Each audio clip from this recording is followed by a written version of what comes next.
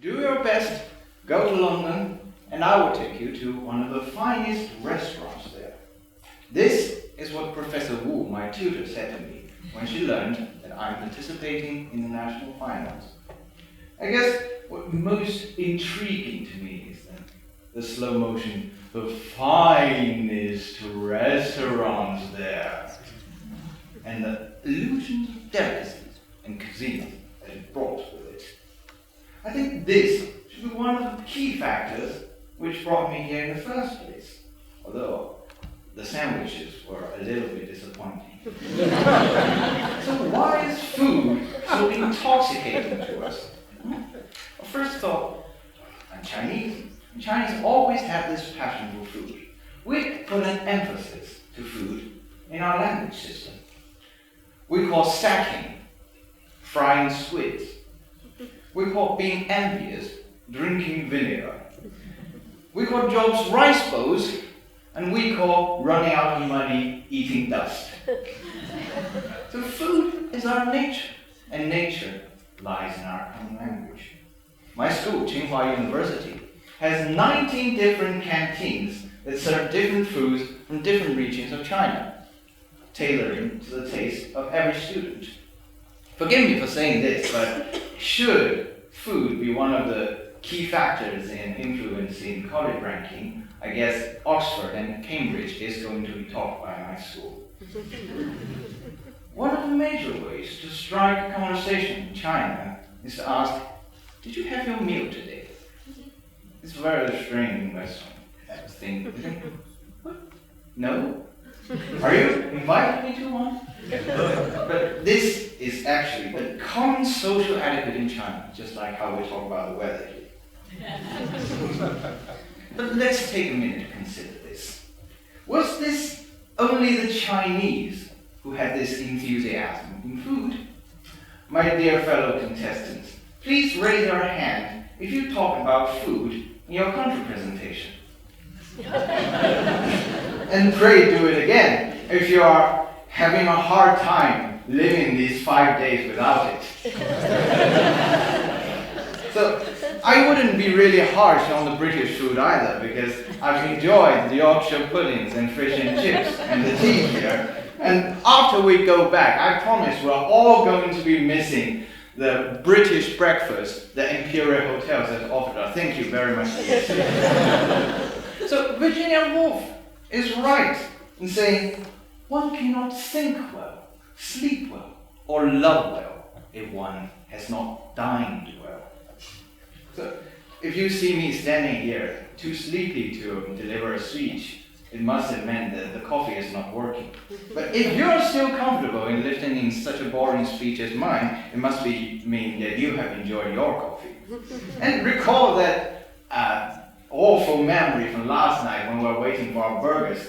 Who could go bowling with an empty stomach? Admit it, food is an indispensable part of our everyday life, every ethnic group, nation, and culture.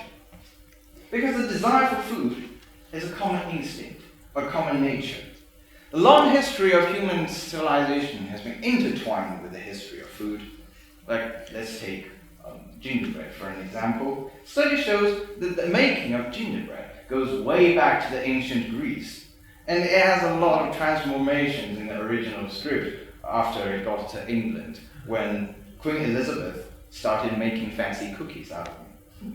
The shapes and decorations varied, perceived as a symbol of different elegance and style. We make gingerbread men too in China very often, and most of the time we forget to hollow out the eye, but that doesn't really matter because we Chinese don't really have eye sockets. Food is a basic necessity in humans' life. If it's absent or scarce, we have to pay efforts to obtain it. But if we're not very successful in obtaining it, we simply suffer. And these days, culinary has got increasing attention due to publications, recipes, and even phone applications that has been available to the public.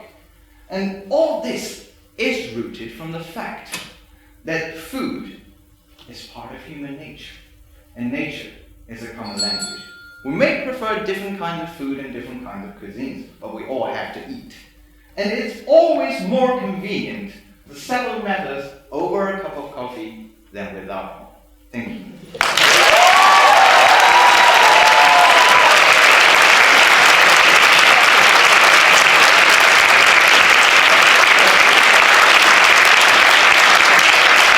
Thank you very much for your very fine speech. Do we have any questions, please? Just Hi, Maura, contestant from the Netherlands. Wait a minute, let me find it. Oh, yeah. Hi. Yixian, how do you think fast food has affected having food as a common language? Yeah, that's very interesting because, as you see, different generations differ in their thoughts, and different generations has their own languages. So it's like maybe the old people, they are more familiar with the old kind of lifestyle, and fast food has actually presented a kind of lifestyle that's very quick. And when we're seeking for quick solutions, and when teenagers are very busy with their studies and with their works. But I think in time, we all have to let these all precipitate in our minds, and we'll discover that, fast food is not really working. It increases obesity and stuff. So at last, we have to resort to the old and healthy lifestyle. Thank you. Thank you. Just here. I think there's a microphone making its way. Hello, my name is Hazem Samad. I'm the consul of Lebanon in London. I have a very a question related to my work actually. Okay. As you know, food is part of a country's culture, but nowadays food has become also a part of country's diplomacy and a bridge between nations in international relations.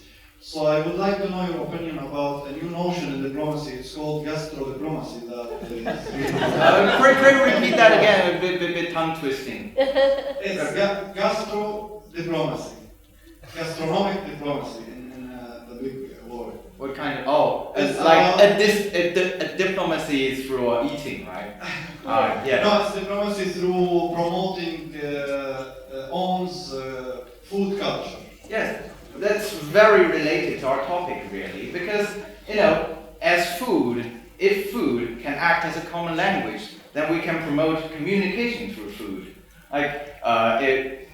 Like in our country presentation, we actually shared the food and some snacks with our countries. And I think this has, promoted our friendship largely, really. And as to diplomacy, I think if we're willing to communicate, we can use a lot of things to promote diplomacy and bridge our gap between the countries. Like Chinese and USA, we actually use ping pong balls to bridge the gap between the diplomacy. Thank you. Thank you. One more question. Let's just see in the middle.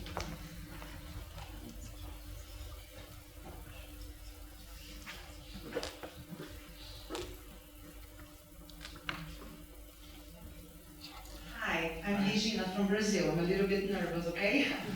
It's been a year. I've had a surgery to reduce my stomach. And as we are talking about food, people, I'm sorry, I have to talk about it and ask a question. After I had this surgery, I had to eat much less, and I was extremely happy when I went out with my friends to have something to eat. Brazilian barbecue is my favorite dish.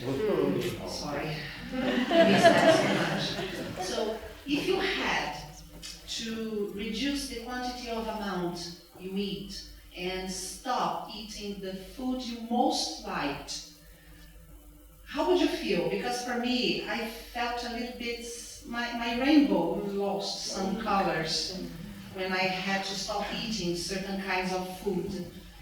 I don't know, how would you feel if your doctor told you you have to stop eating your favorite kind of food? What color of the rainbow would you miss? Well, first of all, it's very interesting because if it's only that your stomach that has been shrinked and not other kinds of medical causes. It's like you're not going to be ordered not to eat something. You're only being ordered not to eat too much, right? Yeah, so my girlfriend has the same problem here, you know. She's on a diet and stuff. And she's always saying, oh, my eyes are so hungry, but my stomach is not very hungry. Always, when we go to the restaurant, she often orders so much, but she only eats a little, and she said, oh, I'm full. And I said, why do you order so much in the first place? And he said, it's only my eyes that are hungry. So I think if it's only your stomach that has been shrinked, you can eat a little bit of everything. So just to save 1 little and 2 little portions of your stomach just for different colors of the rainbow. Yeah, thank you.